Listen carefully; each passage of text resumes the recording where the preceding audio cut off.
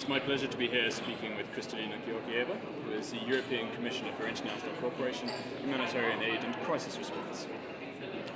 Kristalina Georgieva, the EU has contributed approximately 2.1 billion euros to humanitarian relief in Syria.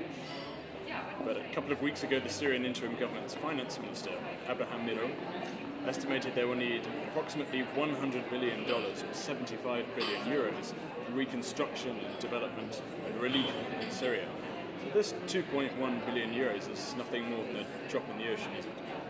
Well, it is actually more. It is 2.8 billion of humanitarian assistance to Syrians affected by this horrible conflict. And it is by far the largest contribution made to the people of Syria. What we are discussing are two different objectives. One is to help people immediately relieve suffering, save lives.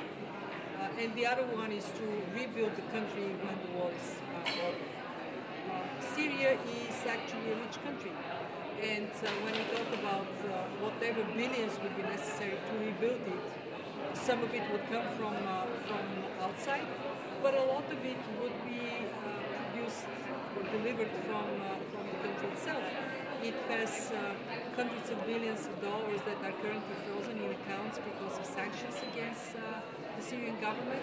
It has the capacity to generate income, and a process of rebuilding the country actually generates opportunities, jobs for Syrians. There would be many people who would be coming from outside, and there would be a potential for also private investments if the country is on the right track.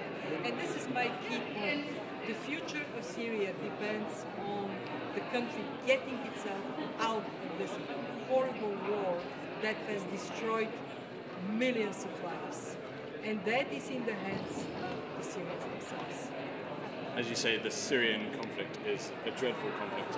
And you've said that the EU should do more to prevent conflict.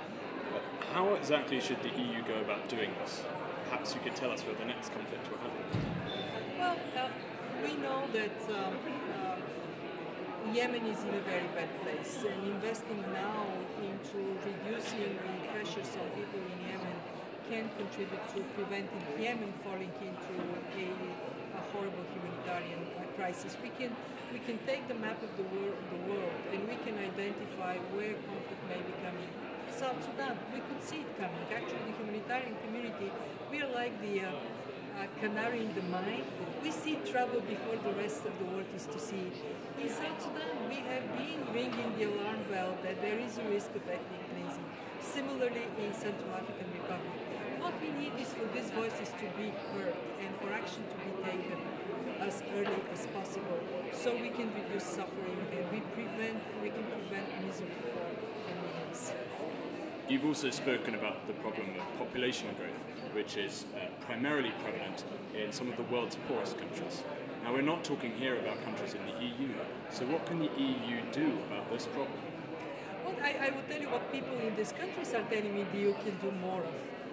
Investing in health clinics that can provide health services to women, bringing more resources for education and getting girls in schools, girls and boys, but also girls in school, and that the EU can do more in general awareness.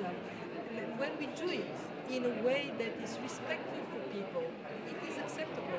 In Niger, we have a program with the local imam who supports a clinic for women to get contraceptives, so the space between two births can be longer. And he says in the Quran there is a verse that says, for the health of the mother and the child, we must allow for more time between births. When we engage people and make it so that it is them deciding how best to do it, then of course good things can happen. When we fail is when we sit on a very high moral horse. We preach at people rather than solving problems together. Kristalina Georgieva, you are an unusually popular EU Commissioner. You've won European Person of the Year and EU Commissioner of the Year in the past. There will soon be a few new commissioners. What would your advice to them be? Well, my advice to the successors is believe in Europe. Believe in Europe, believe in yourself. Because how can we expect the world to believe in us if we don't show confidence? So have the confidence that we Europeans are good people and we are a force for good in the world. Kristalina Georgieva, thank you very much.